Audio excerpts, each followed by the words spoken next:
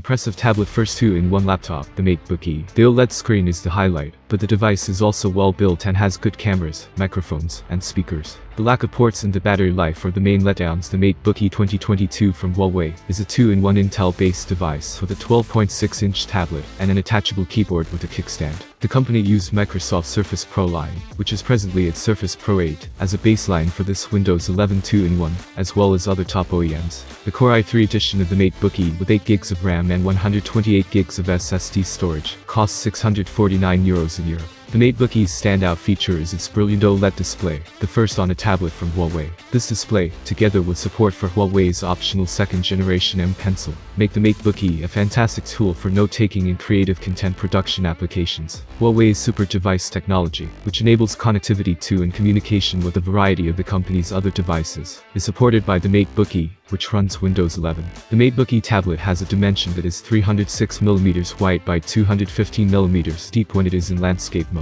It is thin 7.99mm and light 709 grams. Despite lacking a formal MIL STD certification or IP classification, the magnesium alloy frame, rounded corners, and subtle matte gray livery give it a sturdy build. But fingerprints do stick to the glass fiber-coated backplate and screen. Microsoft's 13-inch Surface Pro 8 weighs 891 grams, is 9.3mm thick, and has a 287mm by 208mm footprint. The 12.6-inch screen is enclosed in moderately narrow bezels that, according to Huawei, result in a 90% screen-to-body ratio. But according to our calculation, it is considerably lower 70%, and it is also lower than the Surface Pro 8, when using the same approach 84.2%. The MateBook E doesn't look dated at all, despite the fact that it isn't a minimal bezel tablet. The basic smart magnetic keyboard that came with my review unit weighs 440 grams, bringing the 2-in-1's overall weight to 1.15 kilograms. The keyboard features a kickstand that can support the tablet at a fair range of angles, and it magnetically attaches to the tablet only in landscape mode through a 3-pin connector. There is no mechanism to lift the keyboard to a more convenient typing angle.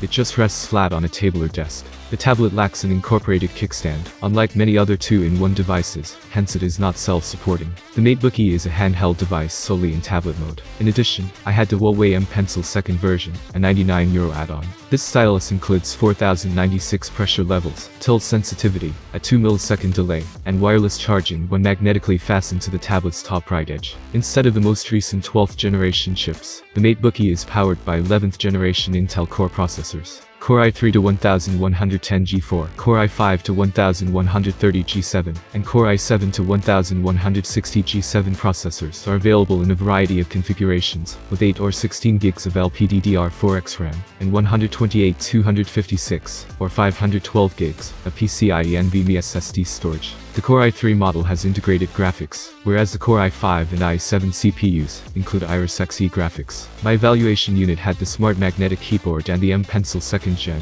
a set that now costs €1,199 in Germany. It also contained a Core i5 processor, 16 GB of RAM, and 512 GB of storage. The MateBook E won't likely be formally offered in the US, but other European nations will eventually follow. The MateBook E's 12.6-inch OLED display, as been already said, is a noteworthy feature. Although by no means the first OLED 2-in-1, this one has an outstanding execution. Like all OLEDs, it has a resolution of 2560 by 1600, a high contrast ratio of 1 by 1, good brightness of up to 600 nits, outstanding color gamut coverage of 100% DCI-P3, and good color accuracy Delta E1. The Display Manager Utility's natural tone option adjusts the screen's color temperature to match the surrounding illumination. This option also includes an eye comfort setting that reduces blue light. Wi-Fi 6 and Bluetooth 5.2 are also good wireless connectivity options, but some potential purchasers may be seeking for a 4G or 5G mobile broadband alternative. Of course, there are further options, such tethering to your smartphone or purchasing a standalone mobile hotspot. Although there is only one connector, located in the middle of the tablet's right side, USB-C Thunderbolt 4 capability is included, which is good. For instance, there is no port remaining for data or video connections, if the MateBook E is being charged. Presumably, you're supposed to use Huawei's super device technology for a variety of wireless connections, but that won't help those who don't fully commit to the Huawei ecosystem. as they'll either have to hang a dongle or docking station off that one port, or choose the more affordable backlit Glide keyboard, which is a USB-C port as an alternative. The MateBook E's sides also have a volume rocker on the top edge, and a combined power button and fingerprint reader on the left side, in addition to the Thunderbolt connector. When using a fingerprint, I periodically discovered that it took a bit for the tablet to wake up, and I occasionally needed to use a pin to authenticate Windows 11. A sophisticated cooling system that uses a 79-blade shark fin fan, an air-cooled vapor chamber, and superconductive graphene is serviced by 2 grills on the tablet's top edge. 2 cameras are available on the MateBook E, an 8 megapixels front camera, located in the top bezel, and a 13 megapixels back camera with flash. You can only use the fingerprint reader for biometric login, because the front camera lacks infrared light for Windows Hello face recognition. There are 4 microphones with a 5-meter pickup range, AI-assisted noise cancellation, and user speech augmentation,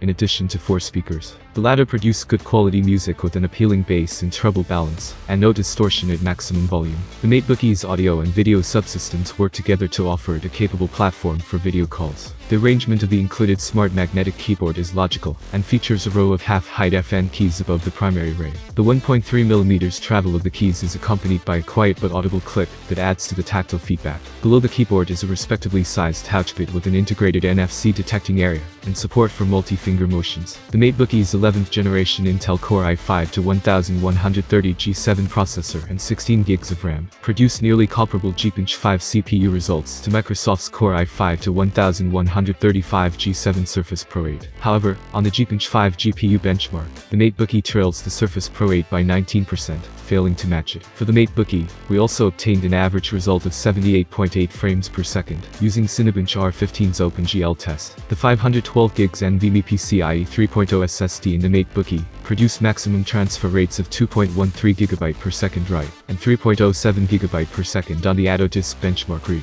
We measured the 42 Wh battery's charge loss from 100% over a 3-hour period to assess the MateBook E's battery life. Multiple benchmark tests were done in addition to web browsing, streaming video, typing into a Word document, and other workloads. The battery had reached 51% after 3 hours, which corresponds to a total battery life of about 6 hours. This means that unless you reduce the brightness from 70% in our test, or reduce your workloads, it's unlikely that the MateBook E will allow you to operate for an entire day on battery power.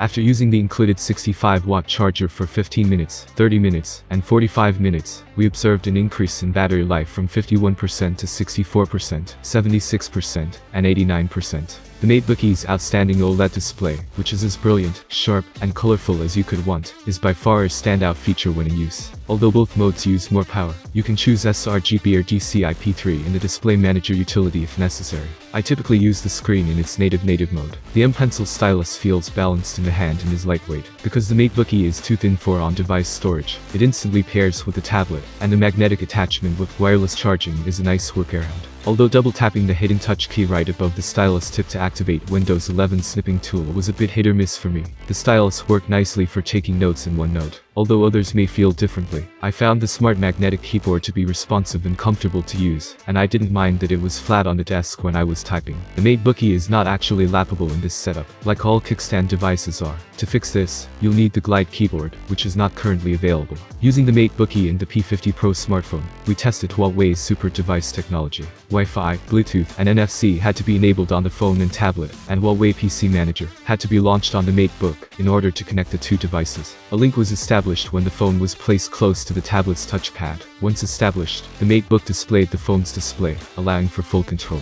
There are several applications that can be used, such as file drag and drop, navigation using the touchpad and keyboard of the tablet, text entry editing on the phone, and taking phone conversations on the laptop. You can use the phone's camera as an external webcam on the laptop, and open up to 3 mobile app windows on the tablet. It was fascinating to investigate all of this, and super device might be helpful for individuals that invest in the Huawei ecosystem, including its phones, laptops, tablets, displays, and printers, and the appearance their work processes around it. The MateBook E is an amazing tablet first 2-in-1 laptop. Even if you don't fully commit to the Huawei ecosystem, many people outside of China still shun the company's smartphones, due to their lack of Google Mobile services. Although the M Pencil pen is handy and beautifully designed, the OLED screen is the star of the show. It is also nicely made, has adequate cameras, mix, and speakers. The battery life could be improved, and a second on-board USB-C or Thunderbolt 4 connector would be appreciated, despite the performance being on level with the competition. information. It's unfortunate that the tablet lacks a means of supporting itself once it has been separated from the keyboard section. Thank you for watching this video, have a nice day and see you soon.